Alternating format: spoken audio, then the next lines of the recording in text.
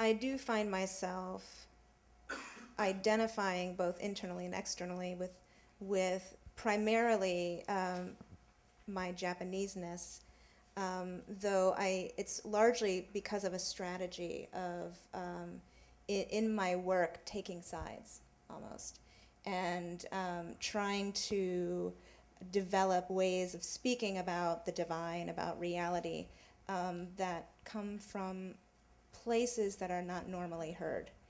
And so it's largely, for me, a strategy of claiming power in language, at least in wider U.S. society, that is oftentimes ignored and literally colored over.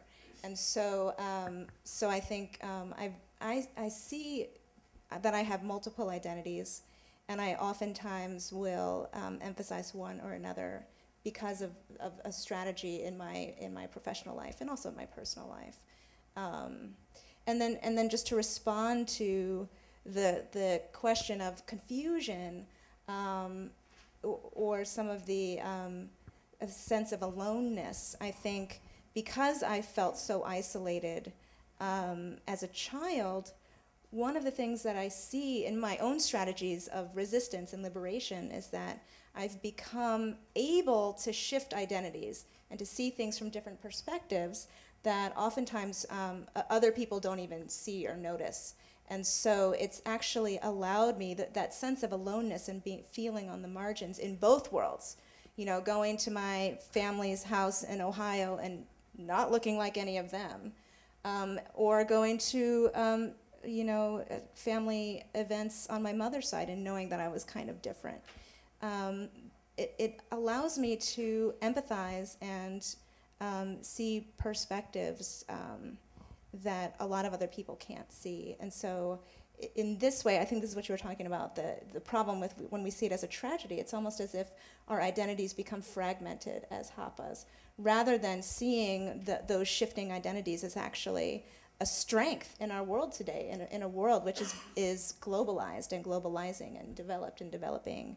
So I oftentimes, when I think of identity, I really do think of it as a strategy of building a better world. That's at least, you know, my self-concept.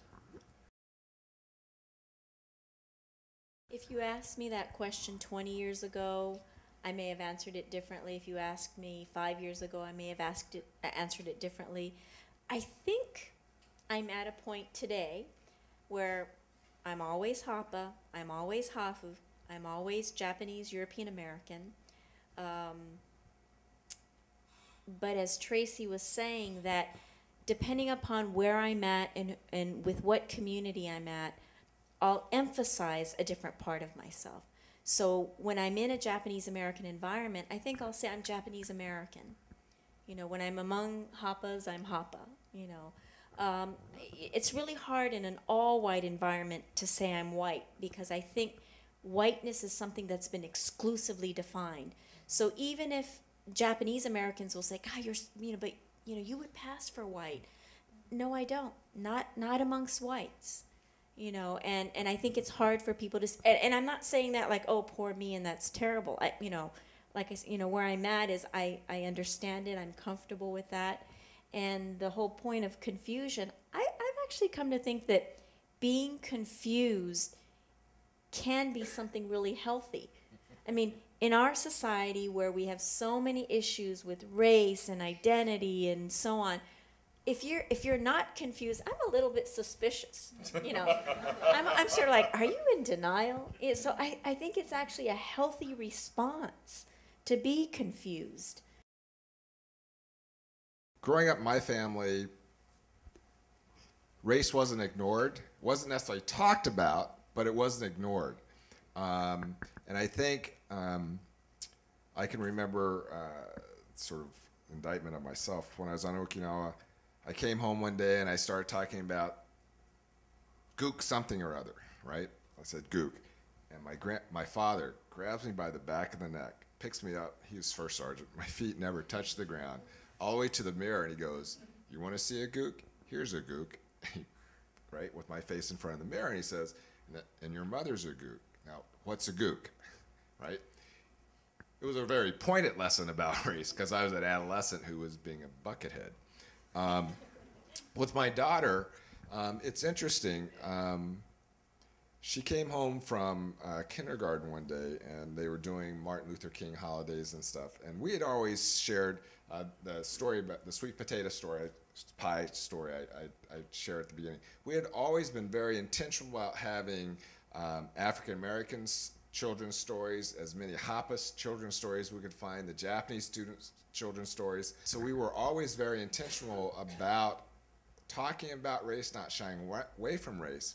But when they were doing the Martin Luther King story, she comes home one day, and she's about 4 at the time, and she says, "I think I want to be white." Okay. Now, I do racial identity. I know that that's coming sometime. It has to happen in our society.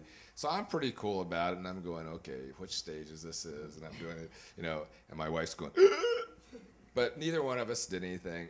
And then later my wife asked her, says, "Well, why did you say you wanted to be white?" And she said, "Because they don't have to go through all the hard stuff." But what had occurred to me in this discussion, that I had not been intentional enough about why I enjoyed being African American. She had heard all about the African American struggle and the overcoming of that struggle, right, and all the battles, but she had never heard me talk about why I really enjoyed being an African American male. And so then we picked up a number of things, like some flashcards of African American heroes, and sort of we looked at those, and we did a lot more biographies and those sorts of things. So we had to be intentional, right? I don't think it's hard to parent a Hapa kid, not on a parent a multiracial child. I don't think it's any harder than parenting any other child. It's just that sometimes it's more complex. And I think not talking about race would be the problem. Right? So that means you have to be comfortable with who you are and what it means for you to be whatever it is you are.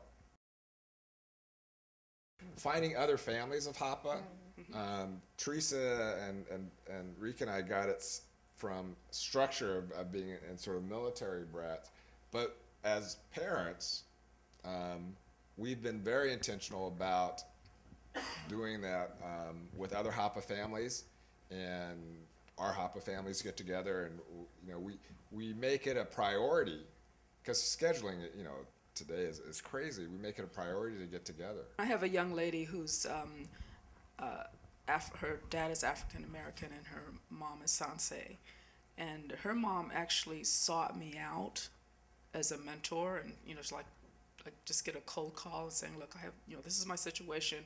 I'd like my daughter to meet you. I'd like you to spend time with her. Is that possible?" So I'm not like officially a big sister, but now Kimiko is Kimiko Roberts. Right. Kimiko is a mother of her own now, and so it's really nice that she keeps in touch with me, and we've talked about issues. So, and then I have my goddaughter is Eurasian.